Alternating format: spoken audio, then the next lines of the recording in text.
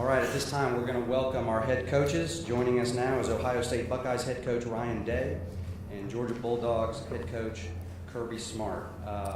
We'll start with opening statements with you first, Coach Day, and just give us your overall experience. How has Bowl Week been for you, and maybe how does that compare to other bowl trips you've had in the past? Yeah, it's been a great week for our guys. Got down here Christmas night and have had a great week. I think everything here has been very convenient for our players. Staying over at the Omni and then just making the quick trip over to Mercedes-Benz Stadium, right around the corner. A lot of times when you're at a bowl trip, you spend a lot of times on buses moving around. Didn't happen this week. We were able to kind of get in and out of places very fast. Our guys have enjoyed their time here in Atlanta, but had a great week of practice and certainly looking forward to this game. Coach Smart, same for you. Tell your bowl week experience. Yeah, it's a tremendous honor to be in this bowl game. I've been a part of this bowl game multiple times as a player and coach. I think Gary Stokin and his staff do a tremendous job. First class in every phase of it. Our players have enjoyed Atlanta, a lot of them from this area. Very convenient, like Ryan said. I can remember bowl games where it was 30-minute rides, 20-minute rides from location to location. You never deal with that here. So the efficiency of things has been tremendous. I think the players have enjoyed some of the events they get to go to. I think that's key from an experience standpoint, and get their mind off the game some as well, especially early in the week. But we've had a good week of practice and excited and ready to go. All right, thank you, coaches. All right, let's get into some questions. Raise your hand. We'll get you a microphone. Please give us your name and affiliation, and to whom you're addressing the question. We'll start right here in the front row on the right. Yeah, Brooks Austin, Dogs Daily. It goes to both coaches. The term physicality gets brought up a lot when Big Ten and SEC teams play each other. What does that term mean to you, and what does it mean to the success and the winning of this football game? I think physicality is part of this game, and it's a major part of every football game. I mean, when you look across the board, you do studies on these semifinals and final playoff games since the playoffs started. Physicality at the line of scrimmage has been really critical. When you look across the board, teams that run the ball well tend to win these games. Also, red area third down and explosive plays are indicators, but the line of scrimmage play and physicality, physicality can be a lot of different ways. It can be on the perimeter, it can be on special teams, it can be a lot of different venues, ways of looking at it. And I got a lot of respect for both conferences, because when you play in a bowl game, you get to watch the other conference all the way through. You get to see all these teams they play, and you have a lot of respect for the conference that you're playing. They have great physicality in that conference, always have, and we respect that. Yeah, I agree with everything Kirby said. That's the way the game's played. It's the game of football, and you have to play physical. And when you're playing in the CFP, certainly it's going to be the most physical game you've played all season. And the SEC is and the Big Ten coming together, like you said, for years, two of the most physical conferences there are out there. So it's everybody on the field. It's, like you got the perimeter game out there, you have special teams, you have the game in the trenches. You have to win your one-on-one battles, and that's what this game's all about. It's about running around hitting people. So, that's to be expected in a game like this. All right, take our third row on the far right. Bill Rabinowitz, Columbus Dispatch. For Ryan, kind of related to that, you used the term violent a couple times yesterday, which struck me. I get the sense that your team takes that personally, the idea that you feel like you got to prove that physicality, that violence. Can you just kind of address that?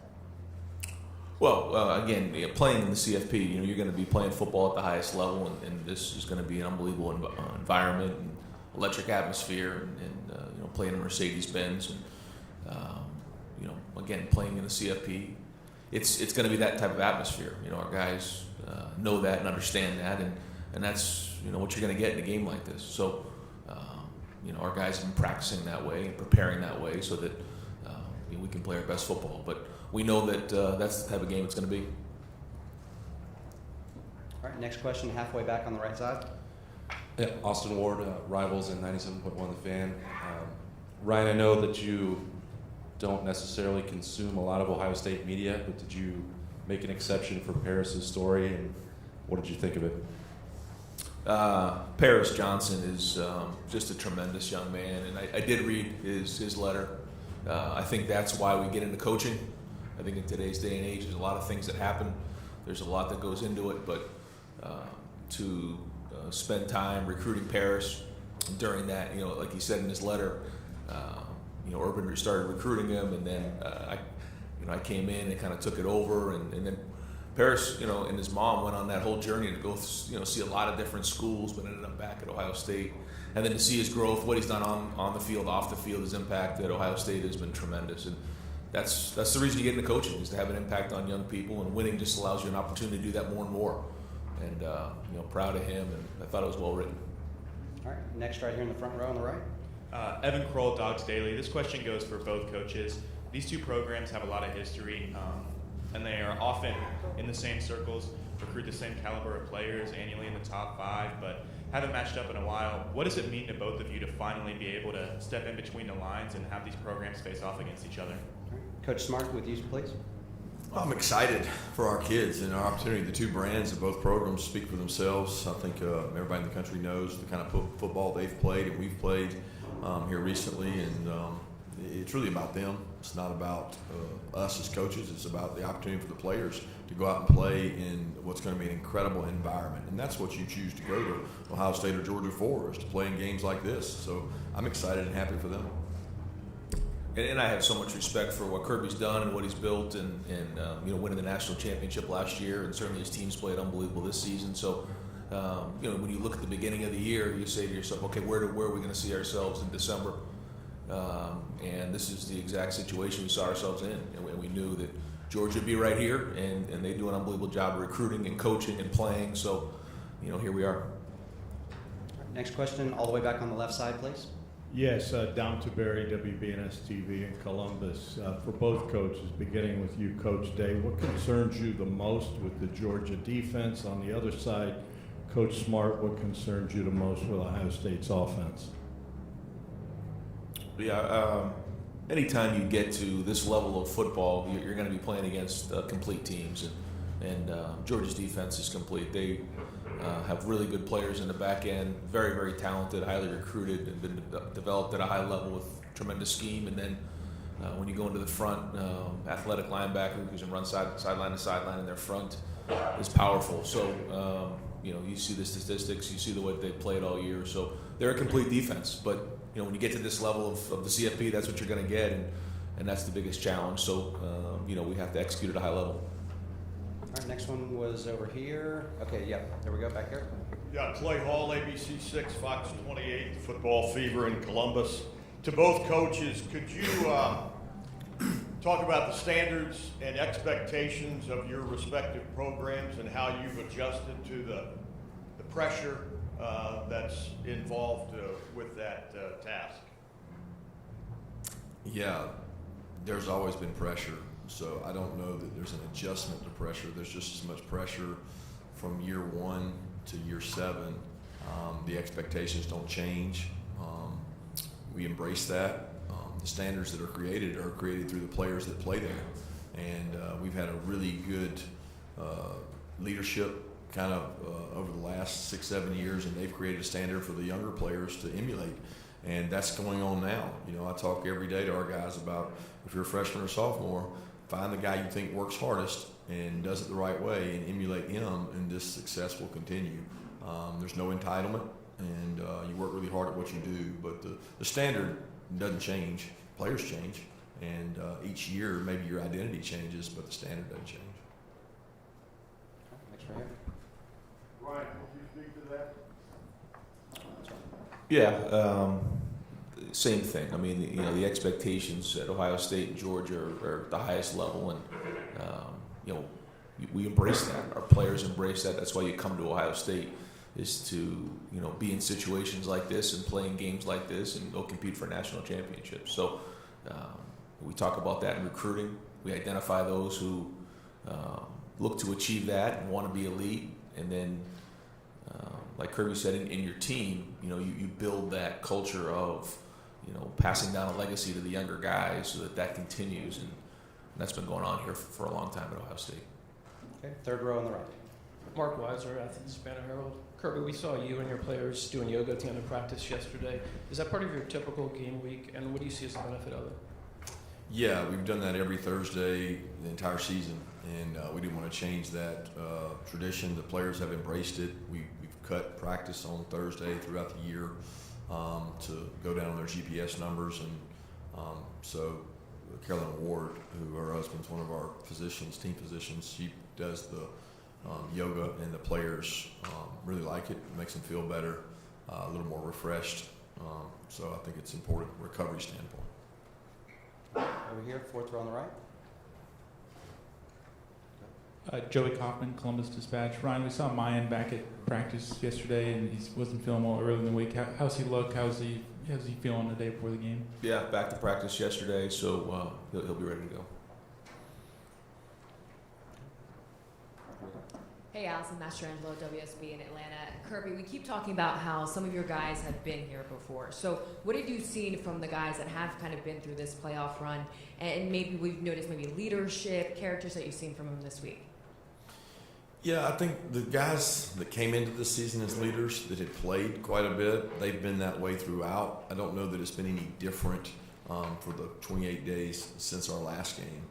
They certainly have a lot of experience, but I don't know that there's an Ohio State player or a Georgia player right now that doesn't have experience that's played in 12 or 13 games.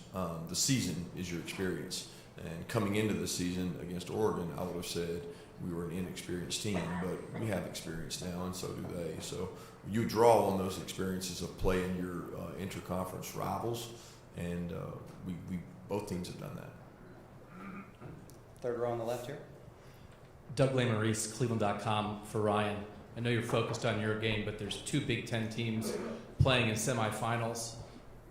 That idea, what have you seen from the Big Ten in your time as a head coach in terms of the overall level of play, and what do you think it means for the Big Ten to have both Ohio State and Michigan in semifinals this year? Well, I think it's very important for the conference to have two teams in the CFP. I think the level of play in the Big Ten has improved, over my time as the head coach. Week in and week out, you have to bring it. And the challenge is that you play 9 conference games in the Big Ten. So, there's very good coaches, very good players. They're a very physical conference. And so, you have to be able to sustain throughout November because of the 9 conference games. And for some teams, they play a non-conference. That's really 10 conference games that you play.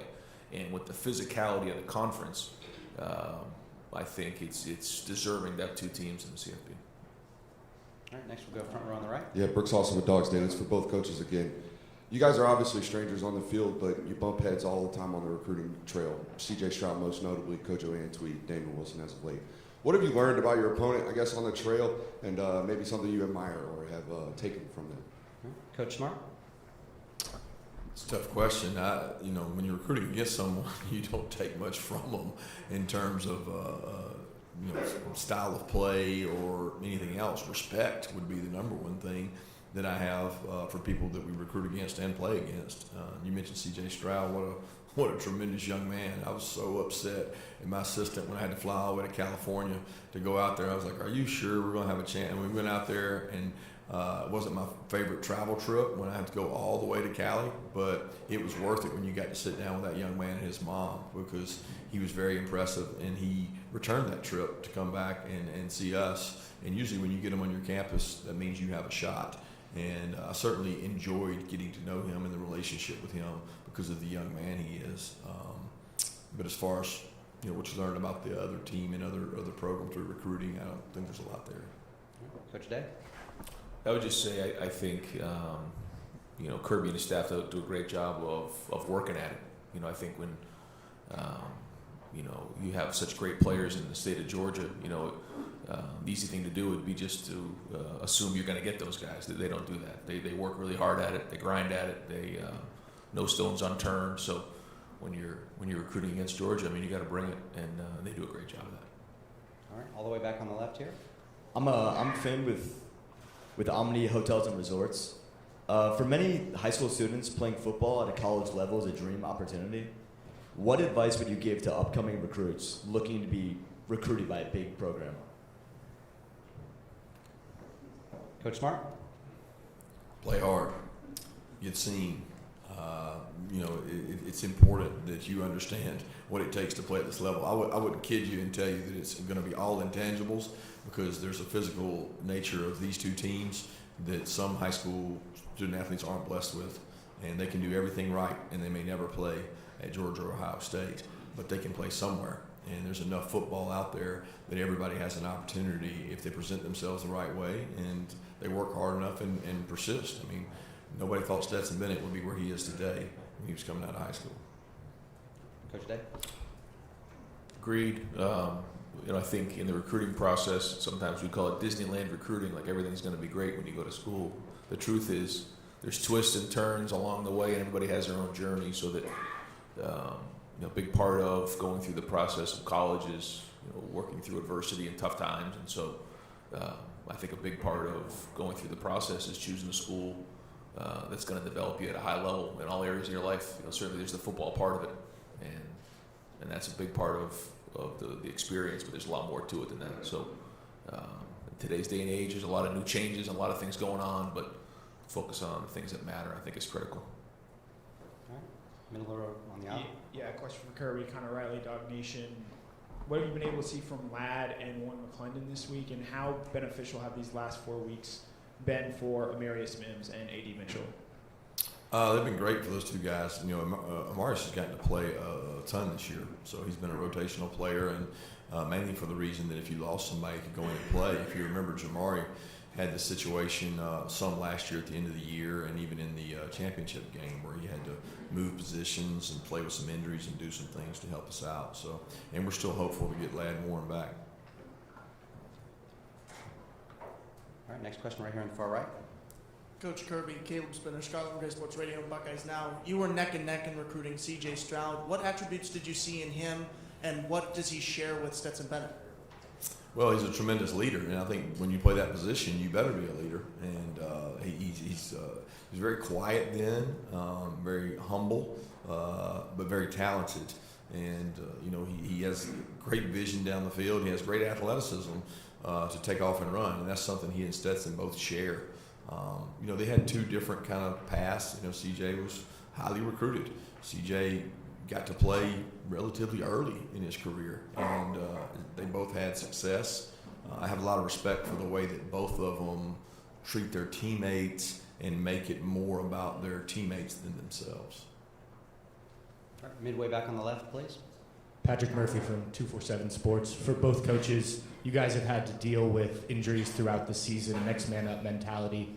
How does that change when you're at this point playing in the college football playoff, when you need guys to step in for those guys who may be out for these games?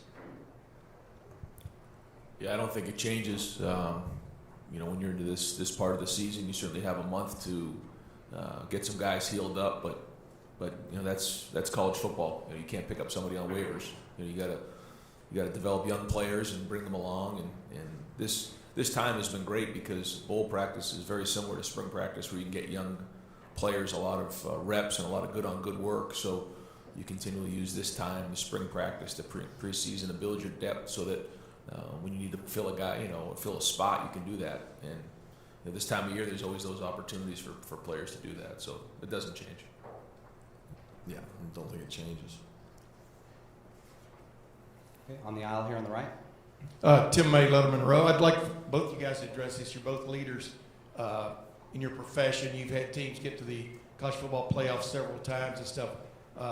What is the fair, you think, remuneration that players should be looking at, maybe down in the future, for playing in these games, sharing in basically the wealth, or whatever you want to call it, a bonus, whatever you want to call it? I would think you were probably both before. What do you think would be a fair number?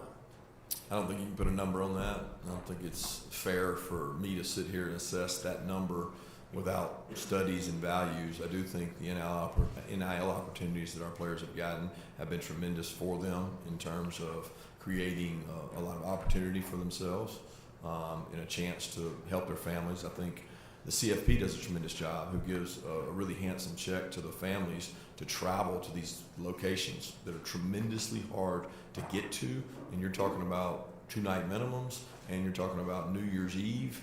And those are things that I know when I was a player, the parents weren't afforded. So it's come quite a ways, but to put a number on that, I'd be remiss to try to answer that right now. Coach Day? Yeah, same thing. To try to wrap my mind around how much that is or what that should be. I mean, I do think there should be something for them for sure, and I do think what they're doing now is great. But I know moving down the road, there should be more. It's just, how can I possibly say a number? I wouldn't be speaking ignorantly. All right, left side on the aisle, please. Allison Mastrangelo, WSB in Atlanta. This is for both coaches. What does the eve of the semifinal game look like for both teams? Besides the walkthroughs, what are you guys doing together to get ready for the game? Coach Day, start with you. We'll keep our routine the same. We've tried to keep this week like a game week and less like a bowl week.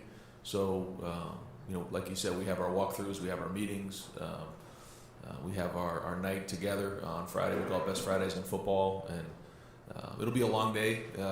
Getting ready for this game, an 8 o'clock kickoff. So, we try to do the best we can to keep the routine the same, and that's meetings, walk through over the stadium, and then we come together for dinner, movies, watch some football, and then get to bed.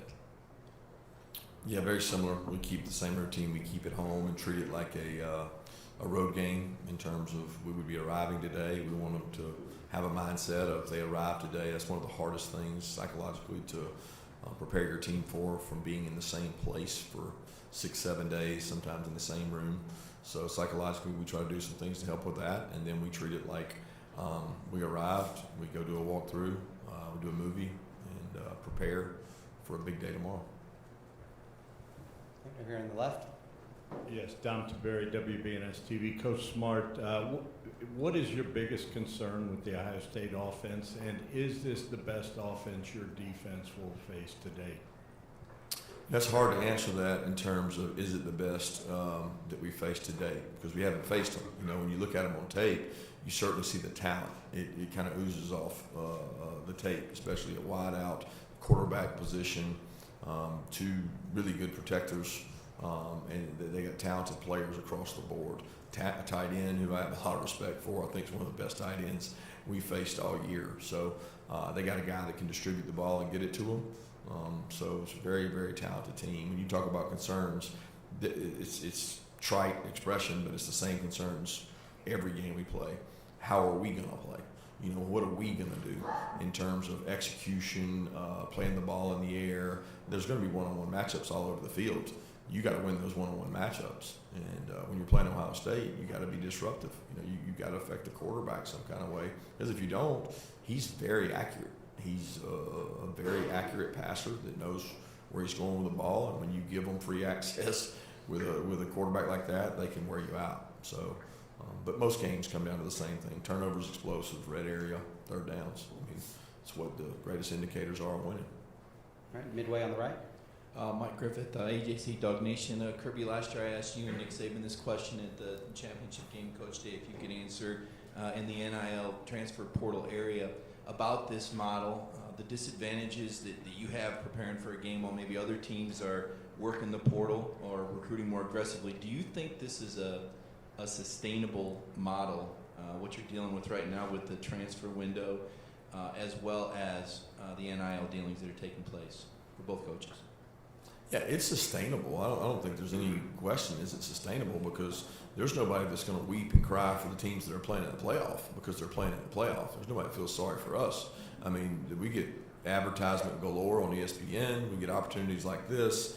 Our kids get to play in front of the largest viewership. The value you get in that in terms of recruiting or transfer portal, if that's what you choose to do, then you get plenty of time to do that.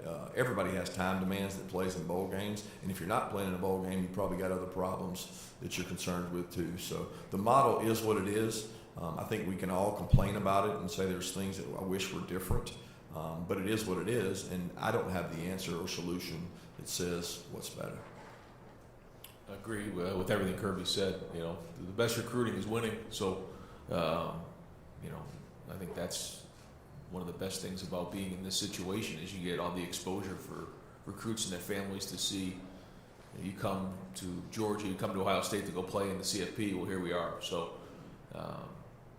I think when you make decisions on changing things or moving things, the ripple effects don't get recognized for at least a couple years down the road. So early signing day, portal, NIL, all these types of things, you don't see them shake out for a couple years down the road. So I always caution about changing again and keep continually, making all these changes because it just disrupts how things are being done. So, as we move forward, we have to make sure that we're really smart about the decisions that are made and the changes that we make. Third row on the left here, please. Doug Maurice, Cleveland.com for Ryan and then for Kirby as well. When you have multiple weeks to prepare a game plan in a situation like this, what are the similarities and differences to when you're preparing a game plan in a week's time during the season in terms of getting with your staff and building what you want to do on game day?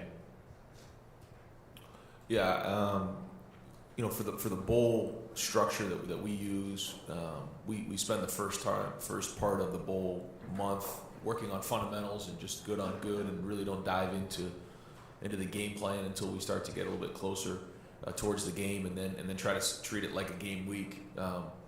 You obviously have more time to look at your opponent, get organized, and look at the things that they do. But then you can also get to the point where you can overdo it. It gets similar to the first game of the season. But at the end of the day, it's going to come down to fundamentals and who's going to play harder, who's going to execute, at the highest level. But we try not to, start the game planning too early, because then, you start to, get too much involved with the scouts, and you don't get good on good work because it'll come down to fundamentals. Yeah, very similar to Ryan. A lot of it hinges on where Christmas falls and where your bowl game falls, or your playoff game in that situation, because you're going to have a time there that you'd like to get a little break. I think the psychology of the players after 13 games, 14 weeks, you got to be careful. They got to want to play, and I think it's assumed that kids just want to play in bowl games or CFB, and you can wear kids down. They're not professional athletes. They have more burdens on them in terms of academic requirements, and they're younger. So we try to do a good job of filling breaks in with hard work and sell them on the plan from day one, and tell them how those 28 days are going to look, and then try to go do it better than the other team does it. All right, midway on the left, please. Maria Martin, 11 Alive here in Atlanta. Kirby, this is for you. When you think about how Stetson has grown and developed within your program, what's the biggest thing that you reflect on and what you're most proud of? The biggest thing that what? That you reflect on and what you're most proud of in his growth and development. I'm most proud of the fact that he was persistent, and he stayed the course and didn't, jump ship when he was 2 or when he was 3. He stayed the course and stayed with us. I mean, I'm very grateful for that persistence and resiliency he showed, and his belief in himself that he showed. Because I don't think any of those qualities had anything to do with myself or Coach Monken or anybody else that was involved in him. They were traits within him that he loved Georgia, and he wanted to prove that he could play at Georgia, and he created his own story by doing that. Okay, middle, right here, third row on the right. Anthony Dasher, UGAsports.com. Coach, another Stetson question. How has his practices been leading, the days and weeks leading up to this game? And as his head coach, what kind of comfort level does it give you, knowing he's been through so much in his career, played in this thing obviously last year? He's been very consistent in his practices. You worry sometimes when guys go off to events and award shows, the walk-on award, the Heisman finalist, and doing all those things. But they don't affect the guys 25 years old probably the same way they do a kid that's 18 or 19. He's very grounded in what he does. He's had great work ethic. I think the quarterback position is easily the most critical factor in a game, because the way offenses are now, they put so much decision-making on the quarterback, pre-snap, post-snap. I mean, everything is on the quarterback. So both these teams got really experienced, really proven guys who make good decisions. So when you have that, you're right more than you're wrong, and that usually creates scoring. So I'm very grateful and thankful that we have a guy like Stetson who's played in games. Okay, same spot over here on the far right. Bill Rabinowitz from the Columbus Dispatch for Ryan.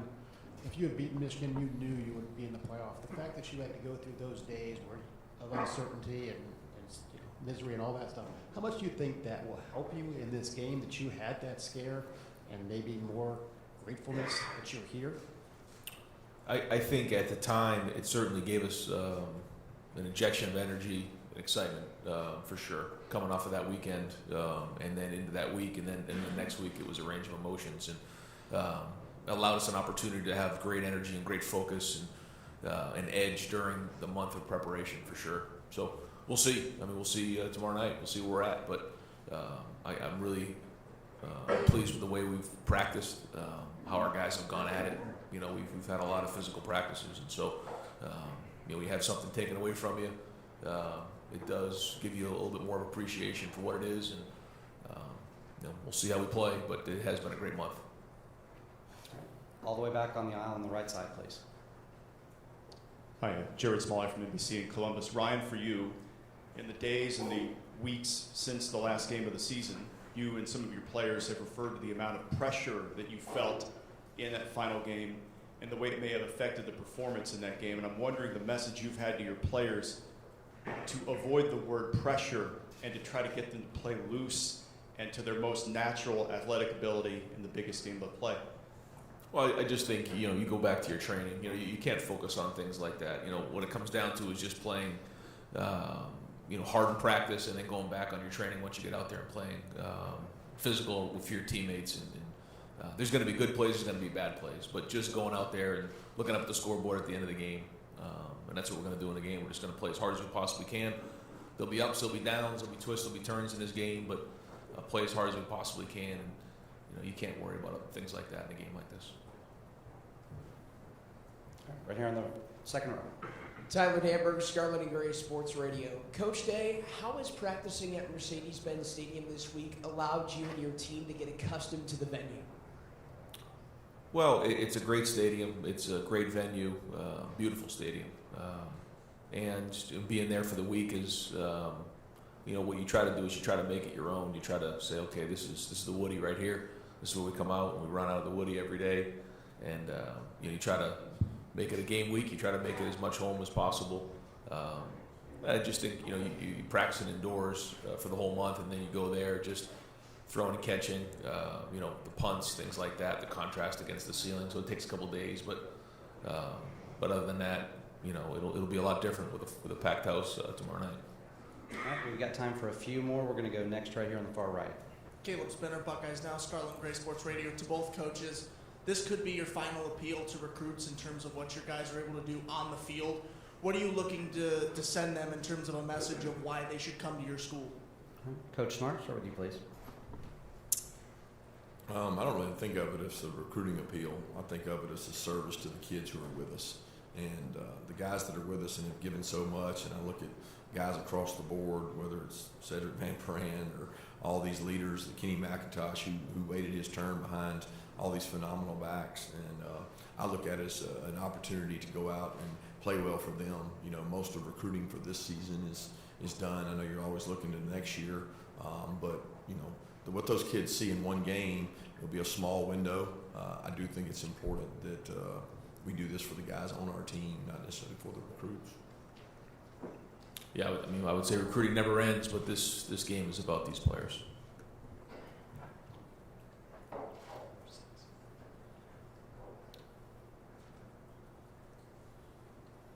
One more.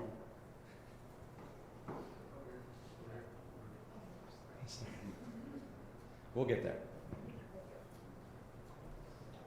Ryan, Nathan Baird from Cleveland.com. For Ryan, just you talked about that, you know, ending the season the way you did, getting to now. Anything that you learned about this team through that process, or any individuals that sort of revealed themselves as being different, or having, you know, a new leadership qualities that helped you, you know, push to this point? Well, I think you know who the leaders are, and you know who the guys are that we turn to. And I think those guys have done a great job. They've had a voice. I won't point one or two guys out because we got a great group of guys. And again, at this point, there's not much more to talk about. We've had a great month. The guys have done a really good job, and so now it's time to go play the game. All right, time for maybe one or two more. Where are we going next? Next question. All right, over here on the far left on the aisle. Rob Mickle, Big Ten Network. Coach Smart, when you look at the Ohio State wide receivers, what do you see from Marvin Harrison Jr. and the talent and the depth of that group? Elite ball skills, playmaking ability. Those guys grew up under a system of wideouts that were just tremendous. And you look at it and say, if I get to play behind some of the guys they've had, you know the training they've had, you know who they've been able to watch. And across the board, they've got size, physicality, ball skills, vertical speed. all the qualities you want in wideouts. They recruit wideouts at a high level, and you see why when you see the guys they're playing with now. All right, we'll take our final question midway back on the right, please. Yep. Bill Troche, Sporting News. This is for Kirby. After you guys won the national championship last year, did you reach out to any other coaches, maybe even in different sports, who had won a championship, and then ask them their approach to the following season, like if you know how they approached it, that type of thing? No, we have a couple in-house sports psychologists that we talked about how the mighty fall and some business structures, you know, the blockbuster model and some different models where, you know, ego got the best of organizations in the business world, the corporate world, but didn't reach out to many coaches. I had experiences at Alabama, and I knew the kind of year it would be. It's always a little tougher to bring everybody back to home base. It was much easier for us this year because we had so many players leave, and we had a hungrier young team. All right, gentlemen, we'll wrap it up there.